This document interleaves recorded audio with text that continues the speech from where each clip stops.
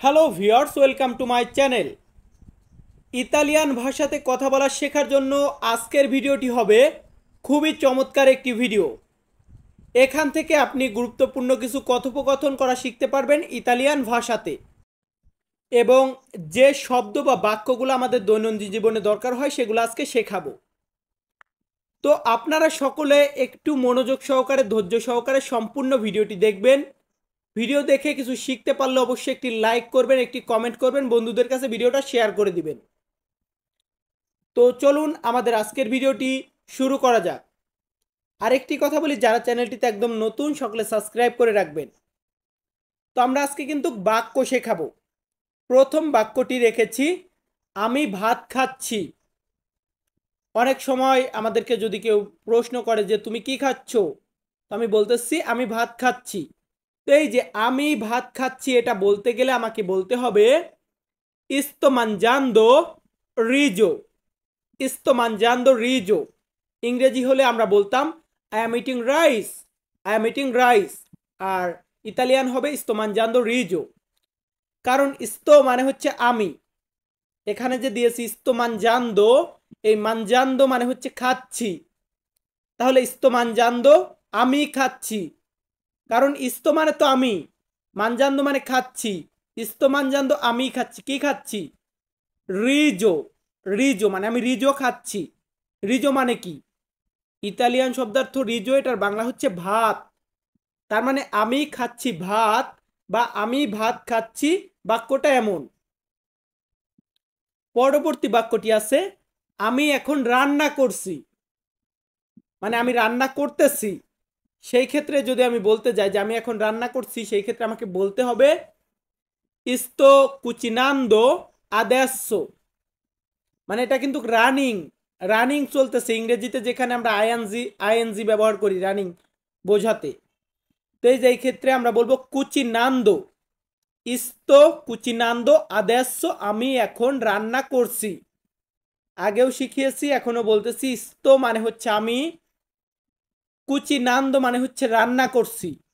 তাহলে ইস্তো কুচিনান্দো আমি রান্না করছি। এখন কি আমি কি গতকালকে রান্না করতেছি, না আগামীকাল করব, নাকি এখন করতেছি? বাক্যে বলেছি আমি এখন রান্না করতেছি। এই এখন এটাকে আমরা বলেছি adesso, sto cucinando, আমি রান্না করতেছি adesso এখন।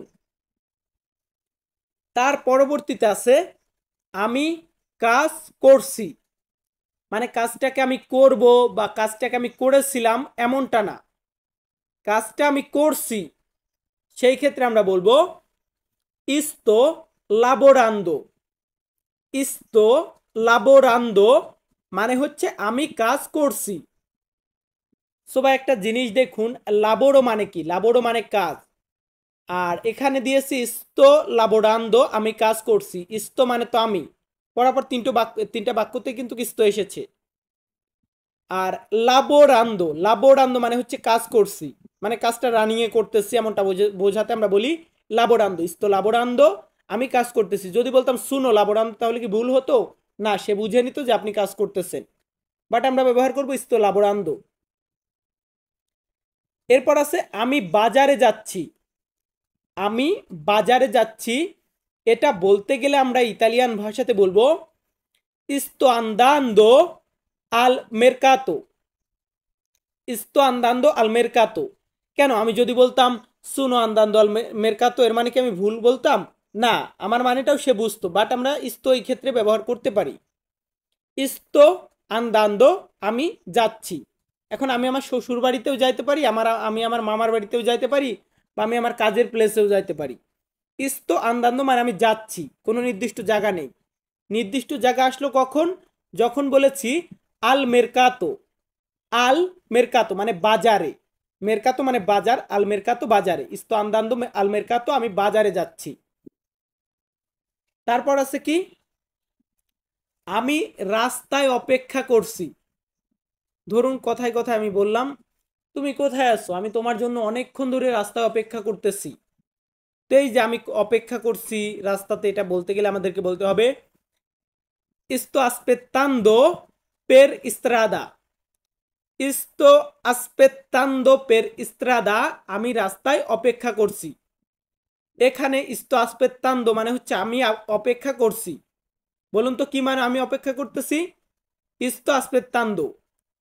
এবং per strada মানে হচ্ছে রাস্তায়। কি মানে রাস্তায়? per strada মানে রাস্তায়। sto aspettando per strada, আমি রাস্তায় অপেক্ষা করতেছি। এর পরবর্তীতে আছে আমি গতকাল বলেছিলাম।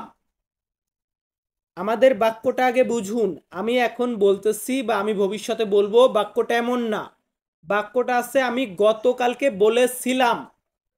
এটা যদি ইতালিয়ান ভাষাতে আমি বলতে যাই আমাকে বলতে হবে ho detto ieri, ho detto ieri, ho detto মানে হচ্ছে আমি বলেছিলাম। অ দেত্ত মানে আমি বলেছিলাম। কবে বলেছিলাম? গতকালকে। এই যে গতকাল, এটাকে আমরা বলবো ইয়েরি।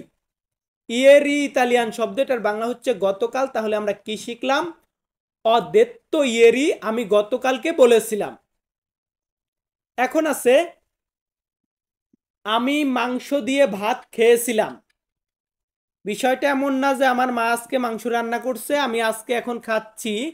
আমি বলতেছি আমি গতকালকে মাংস দিয়ে ভাত খেয়েছিলাম। এটা বোঝাতে গেলে আমাকে বলতে হবে ho mangiato riso con carne, ho mangiato, ho mangiato riso con carne। বারবার বলে দিয়ে আমার সাথে বলবেন।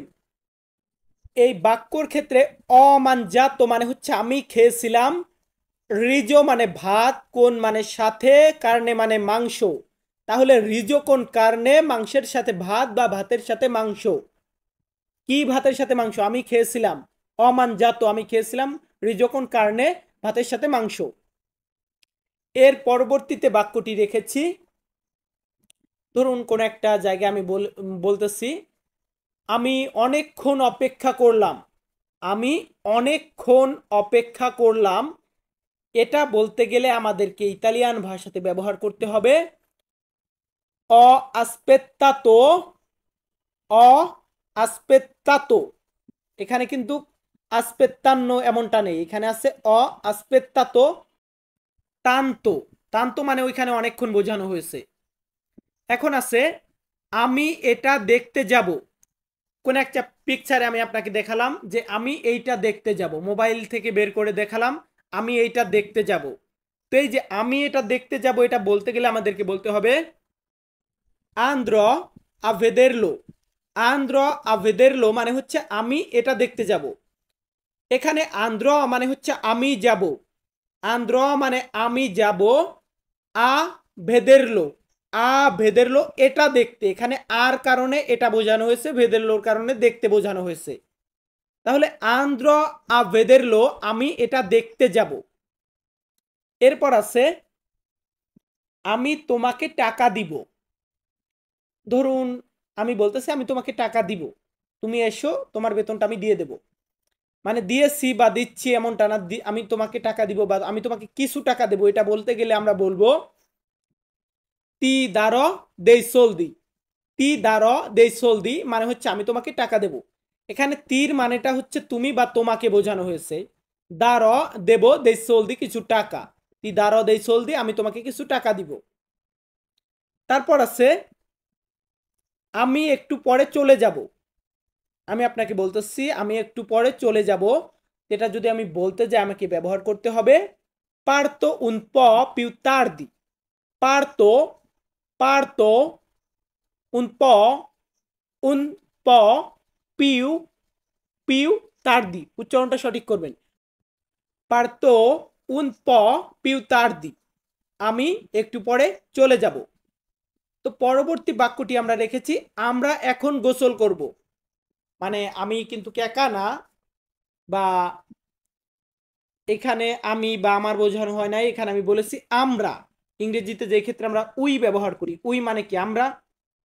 তো এই ক্ষেত্রে আমরা বলেছি ইতালিয়ান ভাষাতে adesso faremo, adesso faremo un bagno, adesso এখন faremo un bagno গোসল করব। আমরা এখন আমরা গোসল করব, এমনটা বোঝানো হয়েছে। সো ভিউয়ার্স, আপনাদের সকলের উদ্দেশ্যে আমি একটা কথা বলতে চাই, একটা রিকোয়েস্ট করে আপনাদেরকে কথাটা বলতে চাই। শুধু আমার ভিডিও না, যেখান থেকে ভিডিওটা দেখেন সম্পূর্ণ ভিডিও না দেখলে কিছু শিখতে পারবেন না।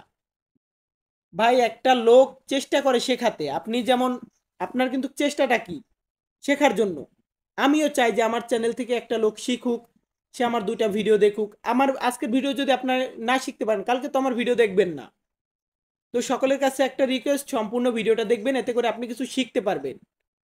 আর আমি তন্ময় তপু প্রতিনিয়ত ইতালিয়ান ভাষার ক্লাস বা ভিডিও আপলোড দিয়ে থাকি। তো সকলে আমার জন্য একটু দোয়া করবেন। আর সকলে ভালো থাকবেন, সুস্থ থাকবেন। আবার দেখা হবে নতুন কোনো ভিডিওতে। ধন্যবাদ।